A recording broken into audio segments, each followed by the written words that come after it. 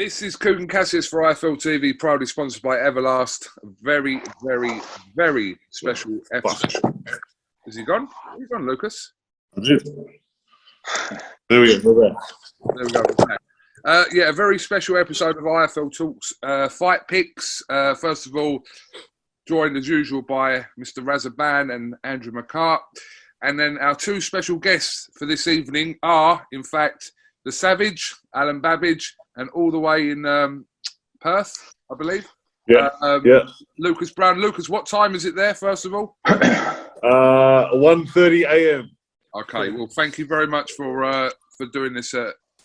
Well, it's not a time that suited you, but it was a time that suited us. Yeah. No, it's all good. I understand. Okay, so let's just recap to a few days ago where you put out an Instagram post. I would say respectfully saying that you wanted to fight ALEN BABIC. So do you want to first address that, and then we'll get a response from ALEN? Well, to be honest, there's no hate of any sort towards ALEN. I think he's a proper warrior. He's a proper, like a man's man sort of thing. He comes forward and he talks the talk, but he walks the walk at the same time. So there's no hard feelings or trash talk or anything like that. So there's nothing but respect for the fella. I think it'd be good to get in there and amongst it for the two of us. Yeah, the battle of the bouncers, and get it done. You know what I mean? So I'm at the end of my career. I've realised and I've accepted the fact that I've got probably 2, maybe 3 fights left in me, and then I want to give it up. So why not go out with a bang in the UK against someone who bangs back? So, Mr. Savage or Mr. BABIC, whichever one. When you first saw Lucas's video talking about a potential fight between the pair of you, what was your initial response? Well, listen, I know Lucas for a while now, you know, and he just messaged me like first, and I was like, this is the champion of the world. He's the former champ, and I have so much respect for him. And he was like, I want to go out with the bang, you know, like Joy Lewis did, like, you know, all these old guys, you know. He doesn't want to go out on that stupid fight he had. It's not even a boxing. It was, I don't know what it was. Not because of him, because of his opponent. You know, the back slapping and stuff. So yeah, I was really interested in it, you know, and I was like, bro, I'm going to give you my heart, you know, and I'm going to be there, you know, I'm going to be there in the center of the ring, and I want to give him the way out that he deserves, because he is a world champ, you know, and I respect that. I'm just a young kid in this game, you know, and he's done it all. So everybody who doesn't respect Lucas Brown is fucking idiots, you know. I'm gonna get them, you know, the bouncer's going to get them. He's a bouncer. We understand each other, and I would never say a bad word about a man like that. Good man. Thank you. Okay, so there is links to this potential fight, because obviously Lucas has been in the ring with Mr. Dillian Whyte, and you were more recently being linked with a fight with Fabio Wardley over a course of time. Yeah. So yeah, that's right. There is a pathway to this fight potentially. That's right, yeah. Unfortunately, the Wardley fight didn't come up. I ended up getting a staph infection a couple of days before the flight was supposed to sort of go out and stuff. So I was on antibiotics, so I couldn't train, I couldn't do anything. So for me to come over and actually fight, it would have just been detrimental to me, like completely. So that was called off for that reason as well. But yeah, I'd like to come to the UK. The UK fans are awesome. Get to see KUGAN with all his tattoos again, so yeah, it'll be good. You got a lot of tattoos, dude. I've got nearly as many as you, Lucas. ALEN, just going back to my point, what I said, obviously he's been in the ring with your man Dillian Whyte, and also there was talk of a fight with Fabio Wardley as well. So yeah, there's connections there. I know Fabio Wardley and his team, which are very good to me, and it's like my brothers. They don't like him for that reason, but I never saw a reason for me not to like him, you know, because I just respect him. I respect everybody who's in this game. I know how hard it is, you know. I know how much shit he gets every day, probably, you know, and it's a very, very tough place to be. And I really respect him, you know, and I would really like a great fight for him. You know, for me, I think it would be a good fight, but I think I would be slightly favored because of my age and stuff. But he is a champion, right? He can knock you out in any second, and I want that fight. You know, Bennett couldn't knock me out. I saw it was weird, but this is a guy that I should worry about, and I can prove myself against Lucas Brown. You know, he has the skills, he has the name, the everything. You know, I never fought a guy like him in pros. You know, so you know, I'm all in to fight anybody. You know, and I don't respect nobody in the ring, but I respect him as a man outside the ring. And I always will, no matter what they say. Yeah.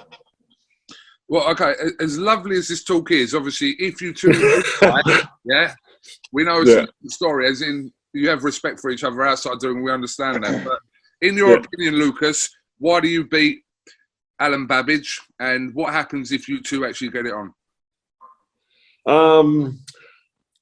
I think he's a good come-forward fighter, and that's perfect for me. I don't have to chase him around the ring or anything like that. So he's in my range and for me to hit. And like you said, I've got the power as well. So that's no matter what anyone says about where I am in my career and all that sort of stuff, the power's the last to go. So I believe he can be hit. I can hit him.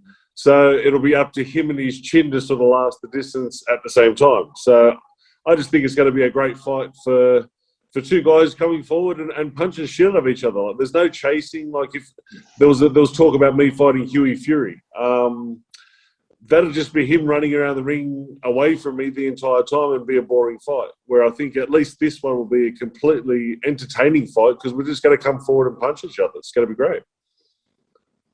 Same question to you, Mr. BABIC. Yeah, like I said, you know, I'm just ALEN now, and I'm so respectful, and it'd be my honor really to fight Lucas Brown because I have so much respect for this sport.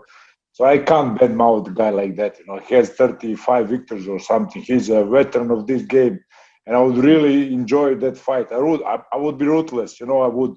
You know, I was good to Damian Chambers, to Neil Kennedy. Those are my brothers now, but I was ruthless to them in the ring, and I will be.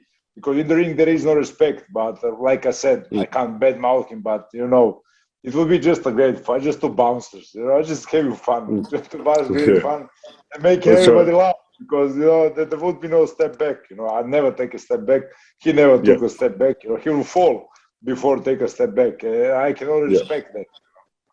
That was going to be my question, Alan. We've seen that sometimes when you have like the animosity before a fight and the trash talking and stuff like that, we get to see like a different, like the savage that you become. But the respect that you have with Lucas Brown, will we still see the same intensity that you give in the ring against Lucas, even though you do have that mutual respect for each other? Yeah, like I said, listen, I love Neil Kennedy, and he was so good the whole time. I couldn't be mad. You remember that fight? And when we come into the ring, Savage was not there, like 60%, but I break him down in 3 rounds. And Damian Chambers, those are such a sweet guys. He took that fight 7-day notice. And everybody was like, come on, let's trash talk. No, I will never trash talk. Even though if I don't fight, I'm not going to disrespect a guy. You know? If you're disrespectful to me, I'm going to fucking smash you to pieces. I don't care who you are. But if you show respect to me, like they did, like Lucas did, and he's a champion, and I'm not. So, you know, but that doesn't change anything in the ring, you know, because I need to do what I do. You know, I want my career to be great, so I can't depend on anybody, you know. Lucas, you said he's only 60% Savage there, so you're going to trash talk him fight week so you can get the 100% Savage?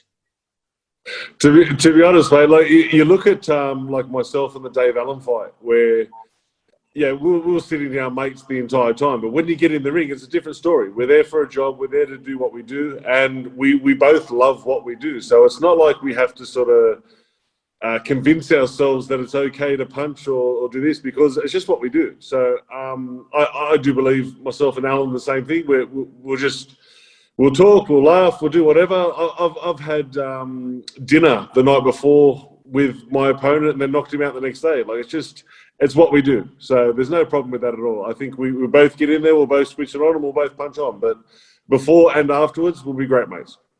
Lucas, Alan said there that you obviously had more than 30-odd fights. He's relatively quite fresh in the boxing professional scene with about 8 fights.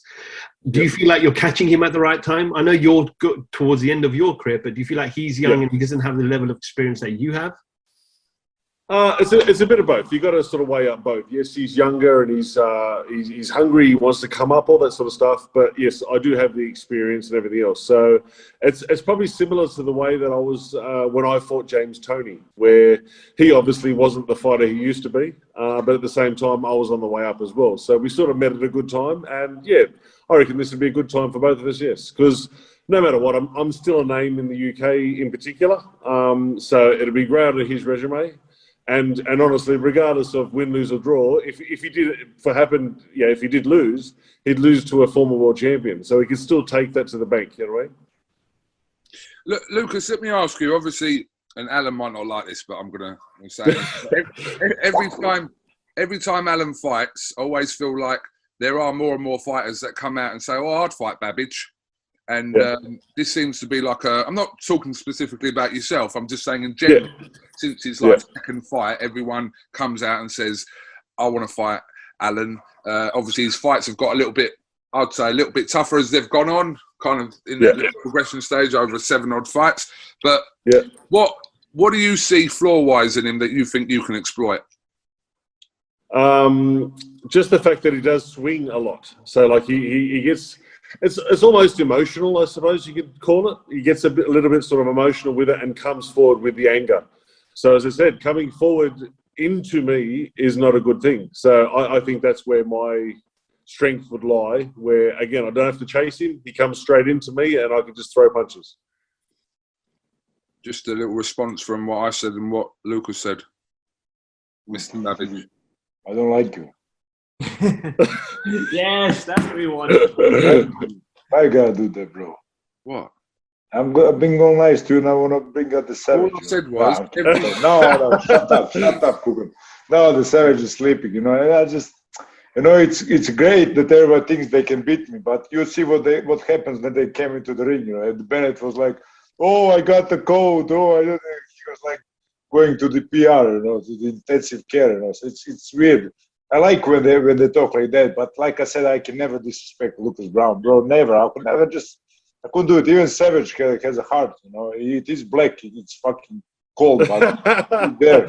It is there, you know. And I would hold Savage to the last moment. You know? But in the ring, like I said, I want to build my own legacy. You know, I want to build my legacy through champions, and he's just one of the champions I want to face. And that is the fights I came in boxing to. I didn't come to fight Bennett. Fuck Bennett. I came to fight Lucas Browne. You know, all these great guys. You know, so it's a win-win situation, and he can still bang. Like he said, the power goes. I saw his last fight. It was not good because that guy was not even a boxer. So you can't box with somebody who is not a boxer. You know. Yeah. So I think it will be much better fight for me and for the fans and for everybody, for him to finish career with Savage. You know. Mm. Let me ask you something unrelated to the pair. Well, related and unrelated at the same time. A certain Mr. Dave Allen made his return to the ring last Friday, which we're all aware of. Very honest in his comments to you, Alan, about right now he's not ready to fight you. We know you guys kind of had a chat in Newcastle, etc. Just your thoughts on Dave Allen's comeback the other day. I don't know if you've seen the fight or not, but just in general, Dave Allen coming back, obviously someone, Lucas, you know very well as well. So, Alan, first of all. Yeah. Well, I like his fight. You know, it was in the training fight. I watched it, obviously, you know, and I like what he does, you know, and he's still dangerous. He can still swing like 10 shots, 12 shots, and I do the same. So I really like Dave Allen. I like Lucas Browne. Those are the guys, those are the names in the boxing, you know, and for me to just get a chance to be with them in the ring, it's a great honor still because, you know, I don't look at myself like some big, you know, who knocks out everybody, who should be calling out guys and stuff. I just look at myself as a humble warrior, you know. And everybody who wants to fight me, I will give him the chance. I will give the chance to Lucas to knock me spark out. I know it can happen. I know David can knock me out. David can get me to liver or whatever. But no, these are all the chances that I'm willing to give these people, you know. But in the return, I can knock them out. They know that also. So, you know, I just want to make an interesting fight, not just look about myself. Oh, I'm going to, like that stupid cunt Hrgovic does. I'm going to fight easy fights, and then I'm going to get to the big fight. No, I want to fight hard fights. Give me all the hardest fights. And both of them are the hard fights, you know, because it's boxing, KUGAN, you know, boxing is second psychological more than it's physical, you know. So me coming in against Lucas, you know, I'm gonna be a little bit, you know, on the shaky legs and stuff. That's normal. That is fear. That is happiness, fear, everything mixed, you know. So boxing is much deeper than just what one see, you know. And we do two of them, it will be the experience of a lifetime, you know, with both of them. Yeah, Lucas, just a word on Mr. Allen making a return to the ring.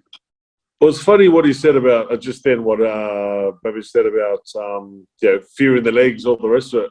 I think for a long while now, I've lost that. I've walked into the ring, I'm like, yeah, whatever. Like it doesn't bother me anymore. And I think that's one of the reasons why I do want to have a bigger fight against someone like a Babic, where it would give me that little bit of a feeling again. You know what I mean? Like I've wanted that feeling and lacked that feeling quite some time. So I think myself and Babic would be a great fight for that, and get that little bit of nerves and stuff like that back. On Allen, obviously, it was a smaller show, wasn't a very good opponent, all that sort of stuff. So he's got to sort of build back up to where he wants to build back up to.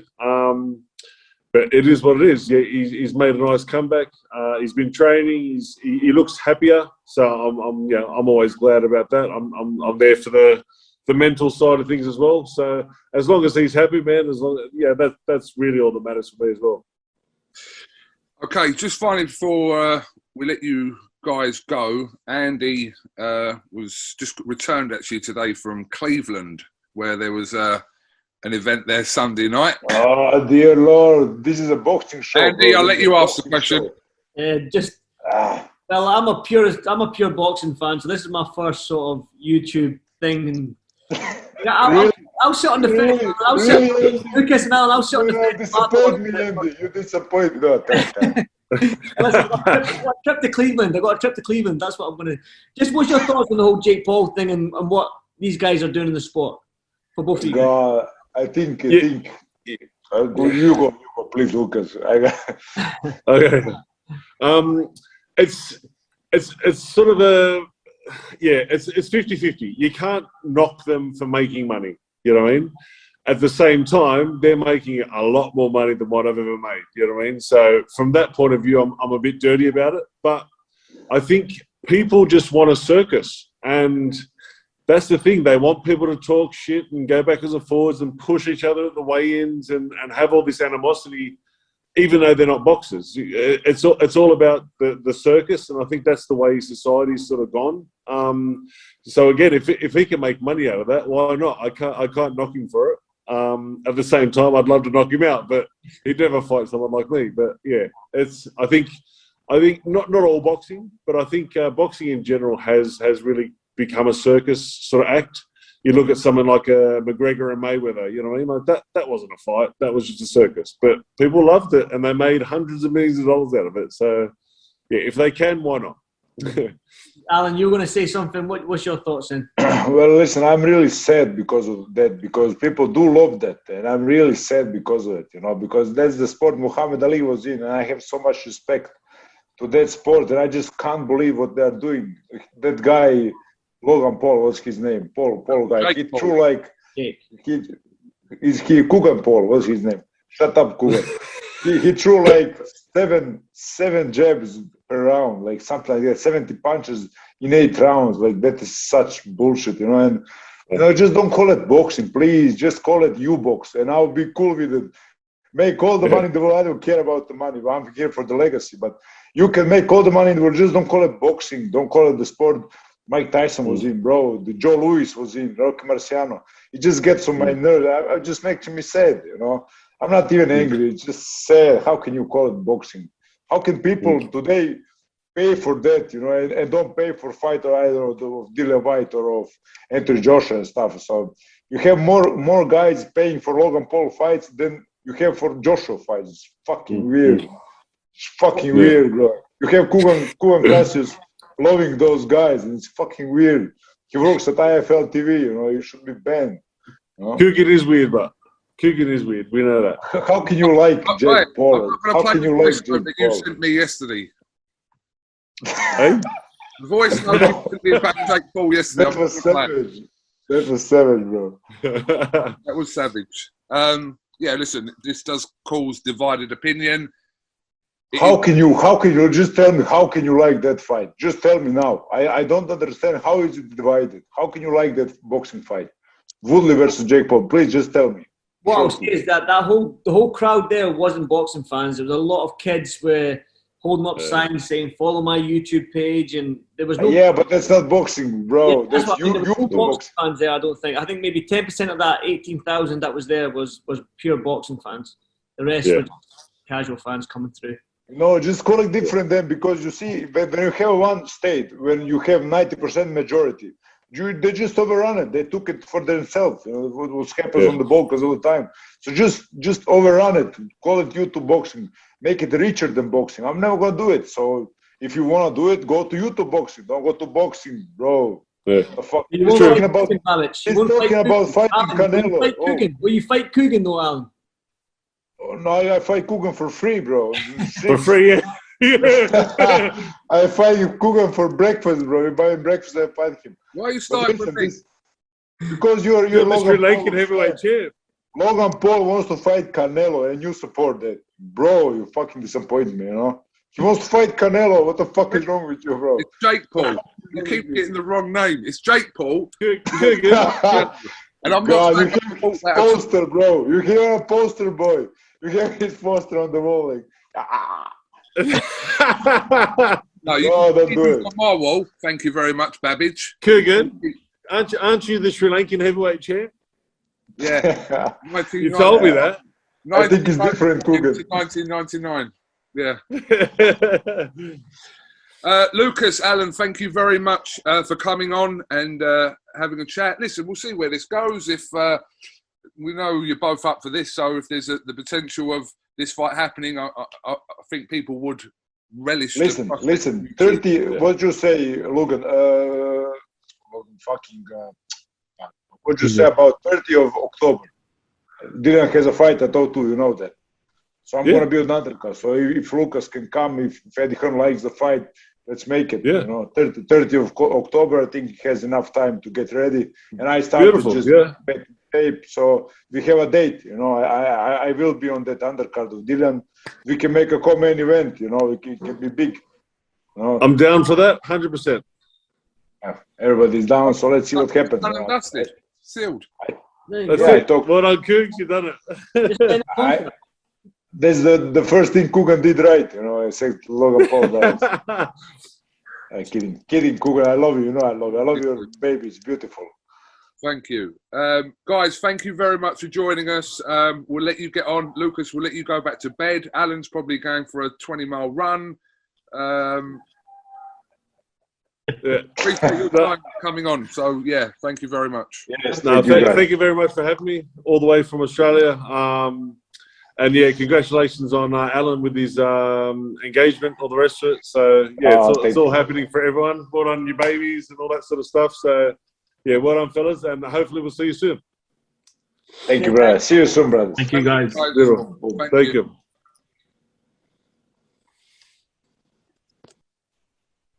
Well, okay. I think it's a pretty decent scrap, to be honest with you. Chief support, O2 under Dylan White. On 30th of October, we've got a date. Right, fight picks. We get on, guys. How did we get on? I'll put it this way: Kelly beat me. She got 30 points on the yard there on Theron. She was 1 point away from my missus. She was 1 point away from getting some money. She got 30 points on that one last week on the yard card. What did you get? I got 23. I got 24. Oh, Good. You're above me this week. 31. Did you? No. No, you didn't. One thing I don't do is tell lies. Show me the phone. 31. 31. 89 pence. You won 89 pence. What are you going to do with that? What about a lot of people obviously got 31 points in a second ranking. So, yeah, but I'll take that because I don't believe the other two boys would have come on that. On the other one, what's the other one? The other card? Jake Paul Woodley. Jake Paul Woodley, not as good. Only 18 points on that. Oh, I got 60. I got 18. Oh, my God. Really? Oh, I didn't lose that one either. Then we'll have to see what the other boys did. Andy, just a reflection on Cleveland. To be honest, it was an unbelievable atmosphere. Like, unbelievable atmosphere, man. It was a show. It came out with a giant robot. I don't know if you've seen that on TV, the big giant dancing robot that had, like, screams on his chest with Tyron Woodley getting knocked out and stuff like that and all his UFC fights. I mean, Lucas called it a circus there, but, I mean, if you're there to be entertained, then that's what it is about. But as a boxing fan, the fight that I was looking forward to was the Serrano fight and a Branchek-Montana Love fight, and they were both good fights. Jake Paul Woodley fight, I mean, both of them didn't really engage. And like Alan says, is it boxing when you see two guys do that? There wasn't much engagement. There was a couple of jabs thrown there and stuff like that. It was like a damp squid. Do you know what I mean? It was just anticlimax after all that hoopla, the press conference, the weigh-in, the dancing robot, all this sort of nonsense. But it was fun. I'm not going to lie, it was fun. But it was just surreal. My first YouTube show to be at, man. It was surreal, but yeah. Yeah, listen, we know because I've been to a few of them myself. Not too many, probably about 2 or 3. And it's a complete contrast to kind of what you're used to from especially here. Do you know what I mean? Entertainment. It is entertainment. Like, don't get me wrong, man. I was actually buzzing for the fight when I seen all the TV screens showing you the back and forths, and like I said to you, the entourage coming through and the music and all that sort of stuff. And the Cleveland fans are insane. Like, they were just insane. They were screaming from. They were singing songs, like, but there were some curse words in there, so I'm not going to repeat it. But yeah, it was the crowd was electric, and it was a fun event. It was a fun event. Andy, what I really liked when I was watching on TV was, I think Tommy Fury was up first, and the arena seemed like 90% full, and you don't even see that in boxing. Anthony Joshua events, you don't see that. Well, Tommy was the second fight of the night. The first fight of the night was Charles Cromwell. He was the start of the night, and the crowd was in. So from the very first bell, it was probably 3/4 full from the very first bell. So there's that to be said about it. Do you know what I mean? It's they came to watch the whole show, which was good. Every single one of them. Okay, right. Obviously, we're gonna do a little quick preview of this week's fight picks on there. It's a massive show in Leeds this weekend. So many good fights on the bill. Raz, I'll come to you first of all with the main event. It's a bit harsh maybe to say make or break, but he's coming off a devastating loss, Josh Warrington, against Maurizio Lara in front of 20,000 people at Leeds. There's a lot of pressure on for Warrington to pull this out the bag this week. And we have to remember, it wasn't just a loss. You know, he vacated his IBF title in the hope of beating Lara and going on and getting those big fights with maybe a Guy Russell or someone like that. And obviously that didn't materialize because he took this loss. And I'm going to say it as it is. It's do or die. There's a lot on the line here. You've got Lee Wood come up the ranks with the regular belt. You've got Kid Galahad, the new IBF champion. A lot is against Lara in this fight. Obviously, he's got the crowd. Josh is back in front of his beloved Leeds fan, and that's going to be a significant factor, I think, because we know what the Leeds crowd is like, and they're going to really get behind Josh. It's just mentally, how is Josh going to feel once he's in the ring, one-on-one with Lara under those lights? And that's when we will finally know, has he got over the defeat or not? Yeah, like I said, it's a lot of pressure for Warrington this week, but fair play to him for jumping straight back in. Obviously, the other fight was back in February, but his next fight wants to get back in there, so you've got to give him full credit. The card is absolutely stacked this week. Obviously, Katie Taylor in action against Jennifer Han this week as well. We know she's got a couple of mandatories to fulfill, but there's some big fights. Andy, obviously, with Serrano, etc., etc. Ebony Bridges returns to the UK in Leeds after an interesting interview on last week's Fight Picks.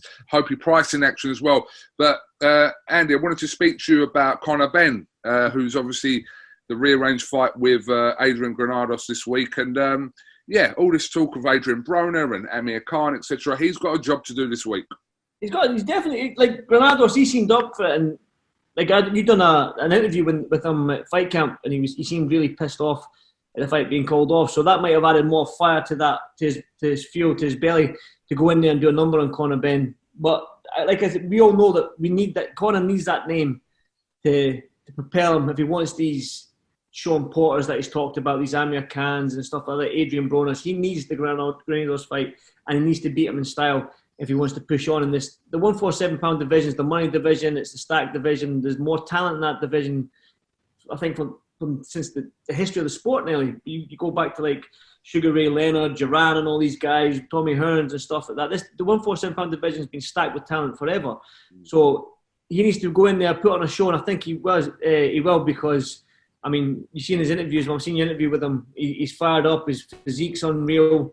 He's fighting in front of what? How many people at Headingley? 20,000? Yeah, just under 20,000, I think. Yeah, I mean, like, he needs to go in there. And the way you can't help but feel confident when you hear Conor Benn talk. Do you know what I mean? I feel confident ready to go and fight some guy in the street when I hear him talk. It gives me a buzz because he's just got that. He can just talk the talk. And I think he can walk the walk as well. Granados has 8 losses. Yeah, I think this is the right fight, right time, and hopefully if he gets through this one, we can see him in there with the Sean Porters, Browners, Khans, Kell Brooks, who knows? So I mean, I think he'll do it.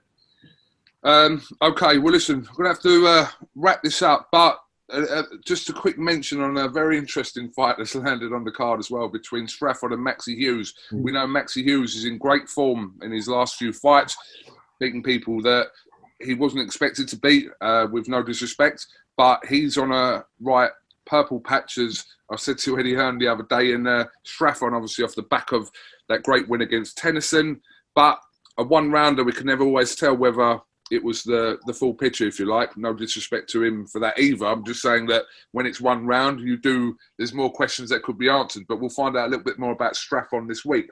But that's Leeds this week. So, guys, I'm not going to do my fight picks now. I'm going to wait till I'm in Leeds. So I've already just started mine. So. You crack on and do that. Just remember, you've got to be over 18 to play. Terms and conditions apply. Look in the description for that, and also play responsibly as well. Leeds should be banging this week. I'm really looking forward to it. So, you'll have fun there, Kugan. It'll be good. Any closing words before we finish, guys? I'm going to bed. I'm shattered. It's just literally got off the plane from Cleveland today, so probably 3 planes, 3 train journeys, a car journey. Big up Andy McCart. It's all good, man. I love it.